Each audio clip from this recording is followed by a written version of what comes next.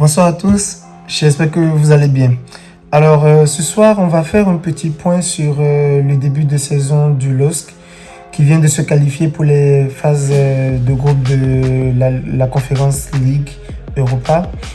Et personnellement, j'avais suivi un peu les matchs de pré-saison. Franchement, ça annonçait beaucoup de belles choses. Mais force est de constater que depuis le début de saison, c'est très laborieux.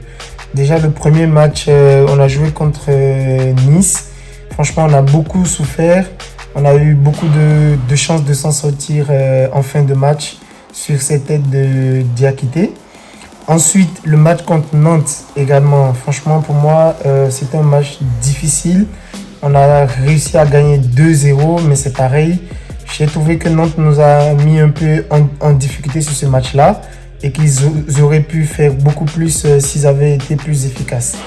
Après, on a eu ce match aller contre Ricala qui semblait déjà être un peu le match piège parce que si vous vous rappelez un peu, le match aller, on n'avait pas été si bon que ça. On avait fini par l'emporter 2-1 sur une belle tête de Lenny Yoro en fin de match qui nous donne la victoire. Mais dans l'ensemble, en fait, dans le jeu, on est trop poussif et je trouve qu'on n'arrive pas suffisamment à gagner ce qu'on appelle souvent la bataille du milieu. Et donc, ça fait que on a des ailiers aussi qui veulent tout le temps rentrer à l'intérieur sur le bon pied. Donc à force, s'il n'y a pas du mouvement autour d'eux, c'est très compliqué. Et ça fait qu'on est vraiment très très lisible. Et de fait, on ne voit pas trop Jonathan David. C'est vrai que là, il a réussi à mettre ses buts.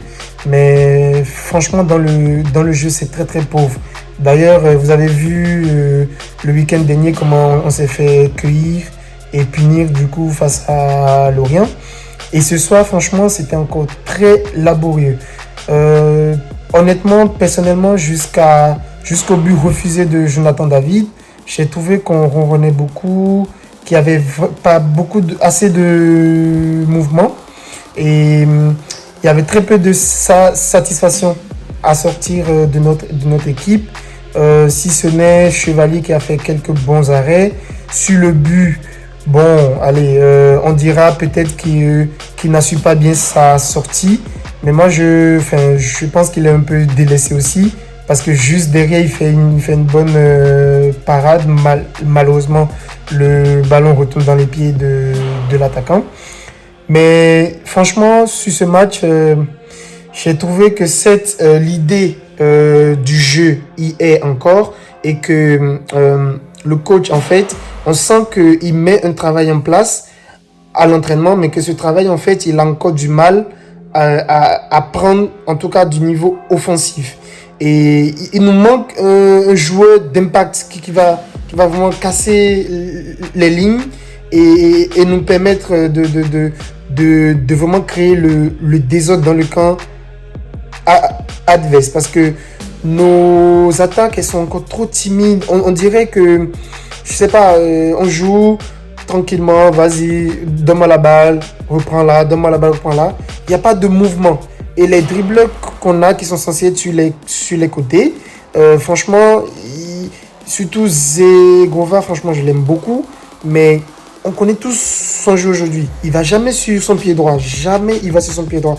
Donc tous les clubs le voient, ils ont la vidéo. Et ça fait que il est de plus en plus bloqué. Et il faudrait vraiment du mouvement autour de lui pour lui permettre peut-être d'avoir un coup de rein qui puisse plus faire la différence. Parce qu'aujourd'hui, par exemple, il a été plutôt neutre. Si ce n'est son bon centre à Cavaleiro sur le but refusé. Et également ses coups de pied arrêtés qui ont été bons dans l'ensemble.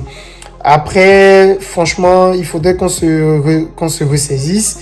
Là, on va jouer la Ligue Europa Conférence. Donc, on aura systématiquement 2 matchs par semaine, jeudi, dimanche. Il faudrait vraiment qu'on puisse élever un peu plus notre niveau. Surtout des joueurs comme Kabela, qui sont censés être expérimentés. Mais lui, en fait, on sent qu'il pue le foot. Mais le problème avec lui, c'est que on a l'impression qu'il est encore trop dans des trucs futiles. C'est-à-dire que, en fait, il incarne le manque d'efficacité devant le but de notre équipe. Vous voyez ce que je veux dire? Il n'y a qu'à voir toutes les actions qu'ils ont manquées l'année dernière parce qu'il y avait la touche de trop, le ballon pas frappé assez fort. Tout ça, c'est des signes en fait. Et il faudrait vraiment qu'ils puissent prendre conscience que certes, c'est bien d'avoir un beau jeu, mais le plus important, c'est d'être tueur devant les buts. Ça, c'est très important parce que sinon, tu vas tourner en rond, tu vas dominer beaucoup de matchs. Mais à la fin de saison, on va se retrouver comme à la fin de la saison dernière, où on est incapable de conserver une place qualificative pour la Ligue Europa, pour se retrouver ce soir à devoir serrer les fesses jusqu'à la 115e pour mettre un but. Franchement, il faudrait vraiment qu'on soit plus efficace et qu'on donne plus vraiment de fil à retordre à nos adversaires. En tout cas, en définitive, c'est vrai qu'au départ, c'était un peu bizarre, mais heureusement, ça se termine bien. Déjà là, on est qualifié. On va attendre le tirage au sort demain. Et puis, on verra bien ce que ça va donner. Et après, bah, voilà, il y aura plus qu'à essayer de faire un bon parcours dans cette coupe qui peut être aussi un objectif, hein, parce que c'est vrai que les clubs français, on a tendance à beaucoup négliger les coupes européennes, surtout celles-là où on se dit, bon, c'est une petite coupe et tout ça. Mais moi, je pense qu'une compétition reste une compétition et qu'elle mérite d'être jouée à fond pour essayer de la gagner. Donc, voilà. Et bon, je vais finir du coup sur mes flops et mes tops de ce match-là. Alors, mes flops, franchement, j'en ai beaucoup. Parce que certes, ils ont peut-être été disciplinés, mais j'ai trouvé qu'ils n'ont pas donné tout ce qu'on attendait d'eux. Notamment Zegrova. Jonathan David aussi, malgré son but, il était plutôt pas complètement présent dans le jeu, j'ai trouvé. Et voilà, c'est les deux que je vais citer. Pardon. Et bon, en termes de top, je dirais Chevalier malgré son but encaissé, parce qu'il a été encore décisif sur 3 situations notamment, et qu'on lui doit aussi notre victoire. J'ai aimé l'entrée de Yazice parce que il a apporté du danger sur le côté. Et oui, le top du top pour moi aujourd'hui, bah, on a vu enfin Samuel Umtiti débuter sous nos couleurs.